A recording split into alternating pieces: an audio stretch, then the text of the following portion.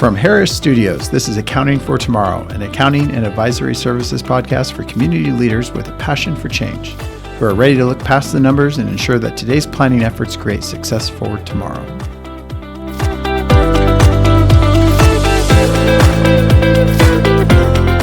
Welcome. I'm your host, Robert Shappy. And I'm Josh Tyree.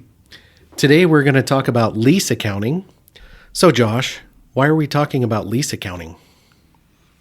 Yeah, lease accounting has been in the news for a long time. The original standard on how we record leases happened before I was born, and it's never changed. But they've been working on it for over 10 years now, and it impacts just about every organization, whether you're government, nonprofit, for-profit.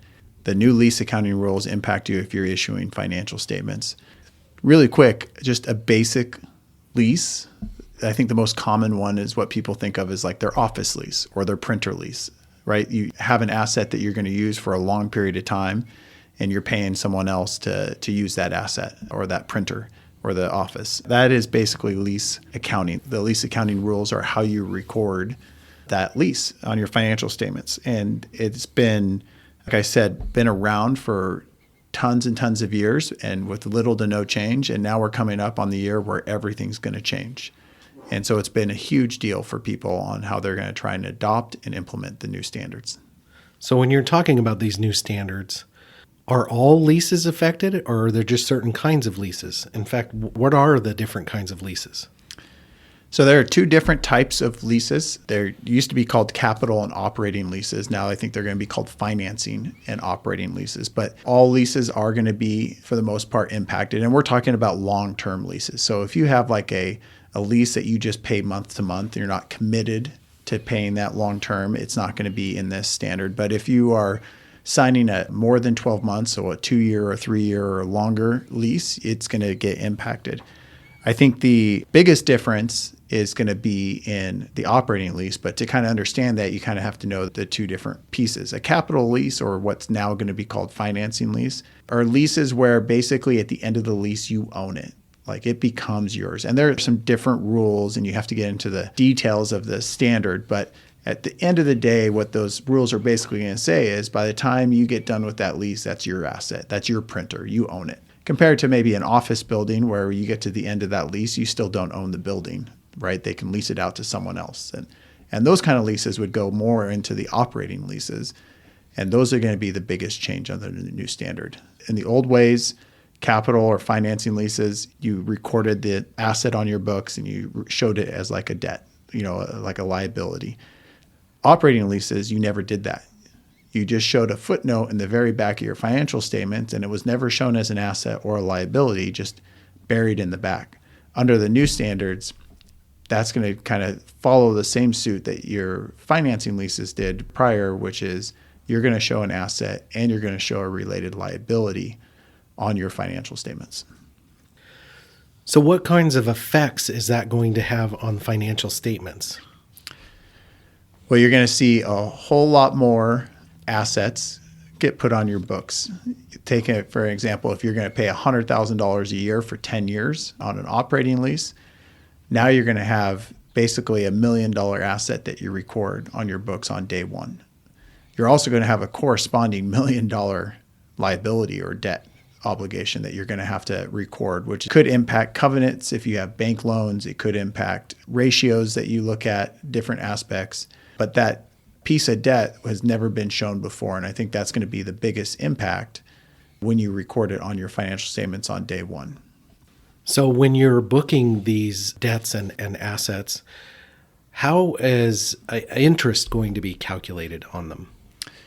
Yeah, so the old financing way and the new operating lease, both of those debts are going to be treated just like loans. So you're going to have kind of it's called an effective interest rate method. The easiest example for people is to think about their mortgage.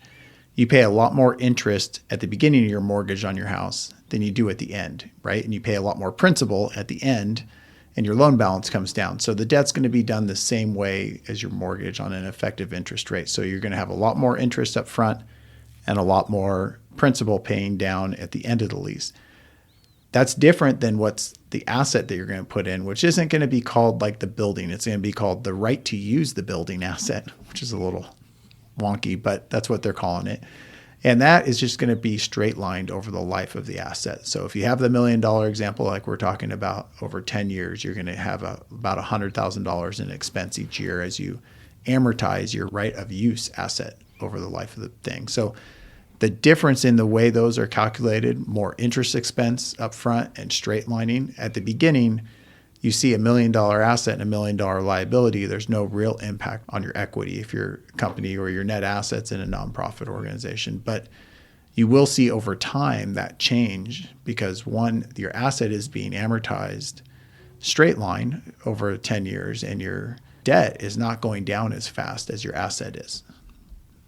I can imagine that will have an impact on debt covenants. And absolutely, our friends in the banking industry will probably have to make some adjustments for that on their covenants. So do you have any advice for organizations, things they should be doing now to get prepared for this change? Yeah, I think the new standard is all-encompassing. I think a lot of people think they only have a few operating leases, but sometimes when they look at it, they have even more leases than what they expect. And you have to go back. It's not just for new leases. It's for all your leases that you have currently going. So you have to kind of go through and do an inventory of all the different leases and prepare yourself for the upcoming year that you're going to have to record those.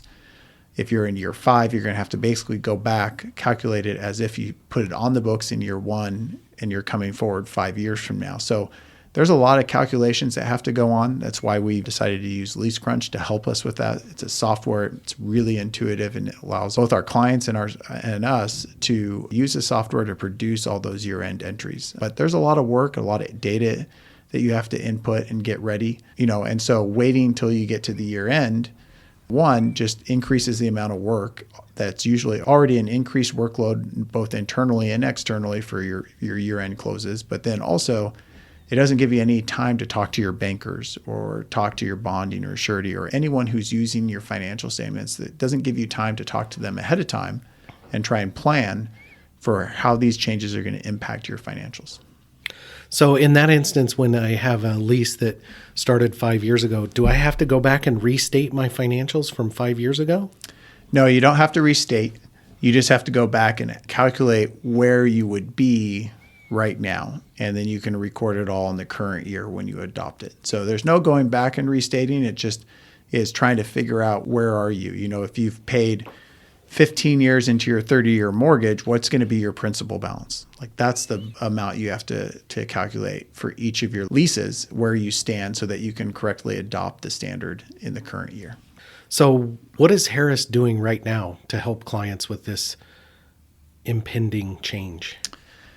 The first step we had is we did a lot of work on looking at a bunch of different options, different software options, calculating it ourselves, having our clients calculate it. We went through all the different scenarios that we went through in the first 6 months here and did a lot of training and a lot of understanding the standard. And at the end, we came in with this LeaseCrunch software that we're going to use. I think it's the best out there, and we think it's going to make it the easiest for us to adopt.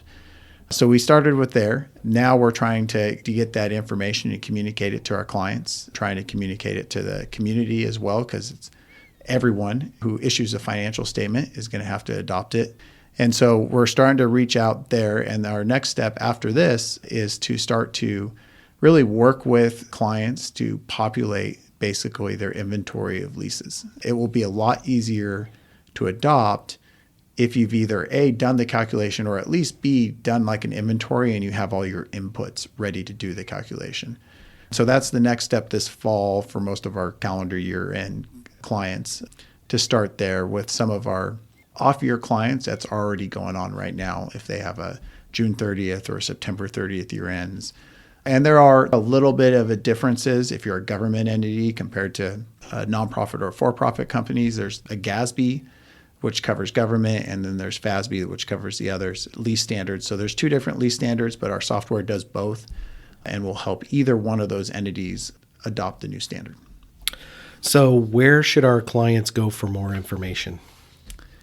So our clients can contact us, contact their project manager or who they are familiar with in our firm, or they can just reach out to our firm and we have a whole assurance department ready to help them out. We can show them and give them an introduction to the software, train them on the standard, or help answer their questions and really get them going in the right direction so they can successfully adopt the new standard this year.